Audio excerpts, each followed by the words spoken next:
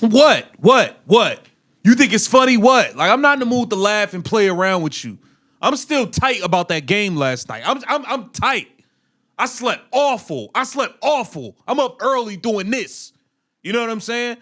Listen, man, welcome to Keep the Vision. Make sure you like, comment, subscribe. Share the channel, hit that bell notification. Stephanie White, I've had it up to here with you.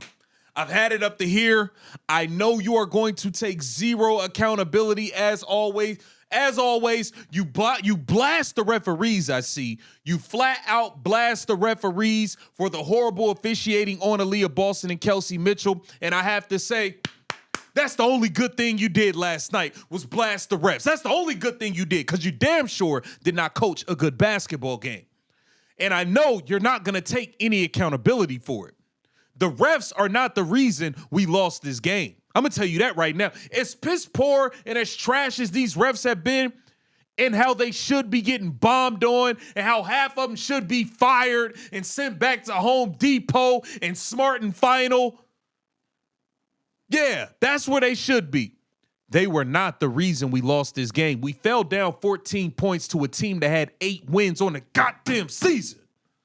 Stop it. Stop it. Let's see if Stephanie White takes any accountability for how this game played out. And we know she probably won't. Difference. What'd you see go sideways in that stretch? Well, I didn't think our attention to detail on defense was very good. They got loose for some easy ones. We started fouling, getting to the free throw line, and turning the ball over. I mean, there were moments where, there's no transition defense for turnovers for scores. And, we had multiple in a row. I mean, 27 points off of turnovers. And, I felt like... Is any of this your fault, Stephanie White?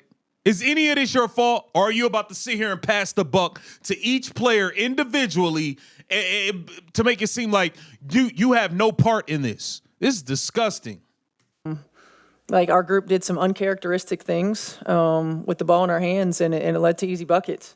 Kind of just described all this, but the turnovers, only 15 assists. What kind of led to the disorganization that you saw on the offensive end tonight? Well, all of our point guards are injured. I think that's the first thing. Wait a second. Okay, fair point. You did bring in Odyssey Sims, but she just got here. Fair point there, but wait a minute. Don't you like the ball to be in Kelsey Mitchell's hands all game anyway? That's how you like it, right? Didn't you say you were turning Aaliyah Boston into the Joker and being this hub, playing at the top of the key, being a hub and a decision maker? Why wasn't she hubbing her ass around and making plays and dominating the backup big Lee Ureru who tore her ass up? I'm not here for your excuses, Stephanie White. I am not here for it. If you think your excuse is gonna fly over here, you in the wrong damn place. And again, it's one of those things. Dallas turned up the pressure. I mean, defensively, they made it a little bit more difficult for us to bring down the ball and initiate offense, and became a little bit more disruptive. And we're working Odyssey into what we do, but still, it's tough because point guards are the ones who get you organized.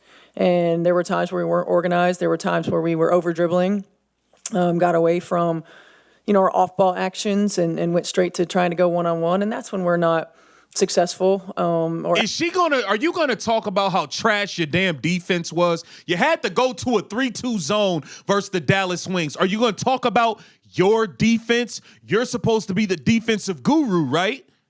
As successful as we can be. This lady's a joke, man. She's so full of it. She's so full of herself and full of it, man. And so we got a little tunnel vision there, and that's where I say that we did some uncharacteristic things. Oh no, I don't think it was anything uncharacteristic.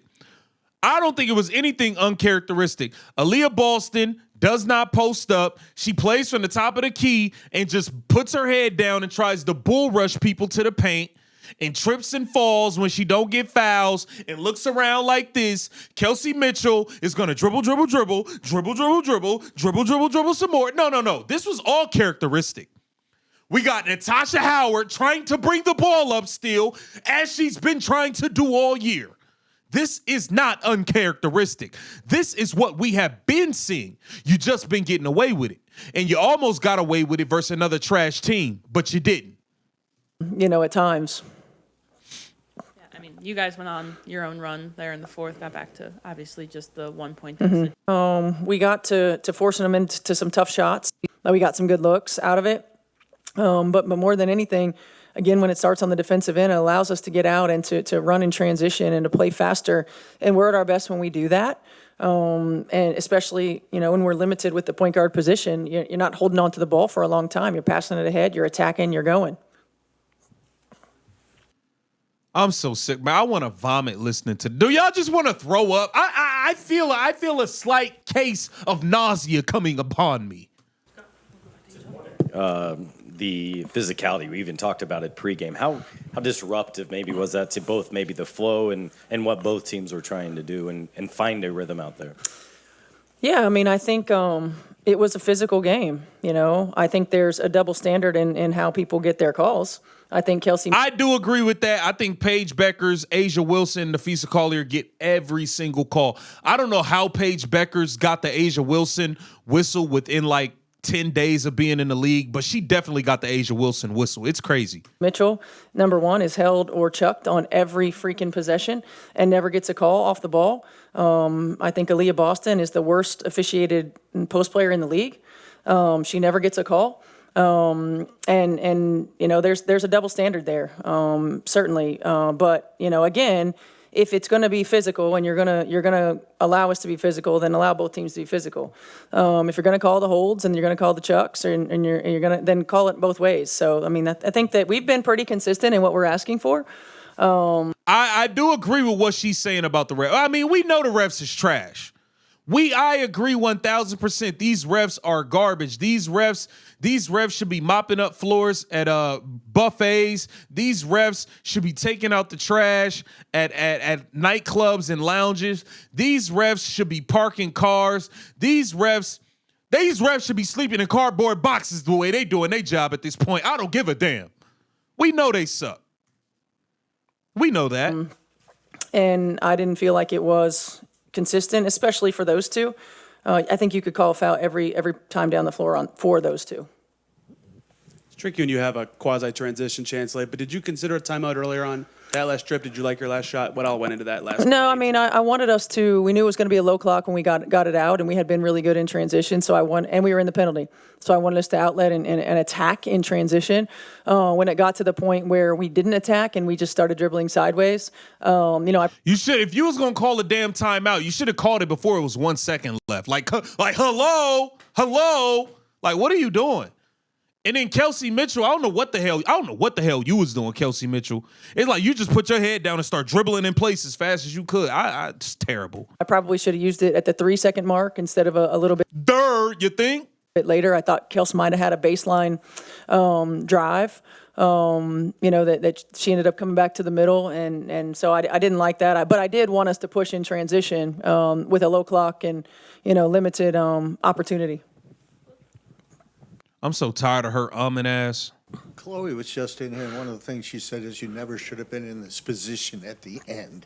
It felt that if you had been smoother, you would have had control of the game. How did you feel about that when it came down to a last shot? Yeah, I think it's tough when you dig yourself a hole. You know, in the first quarter and in the third quarter, we dug ourselves a hole. Turnovers for scores. Yeah, but bro, it's your job as a coach to have the team come out with some intensity and ready to actually play in the game. You keep talking about, I haven't heard you say one time as a coach, I got to have this team ready to play, and I didn't have them ready. You have not said that once all season. As a coach, I have to have my team ready to go out there and run through a brick wall for me. You haven't said it one time. You take no accountability. You pass the buck at every single turn, and it never changes. Easy buckets, you know, free throws, you know, all of those things. Everybody's hungry. You know, Dallas came in and they played really well. They shot the ball really well. They played really. They have been playing well, have just not been able to finish games. And so, you know, for us, you know, we our margin is small, and we've got to make sure our self-inflicted wounds, so to speak, we can.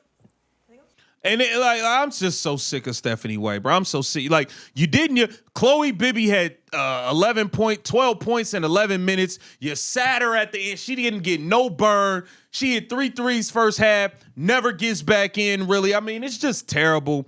You're a terrible coach. You are full of it. You're nothing but full of excuses nonstop. Excuse after excuse after excuse. I'm tired of it. I'm so sick of Stephanie White. It is what it is, man. Get down in the comments and let me know what y'all think about this. Stephanie White blasting the refs while also taking zero accountability for this loss. This is Keep the Vision. Make sure you like, comment, subscribe, share the channel.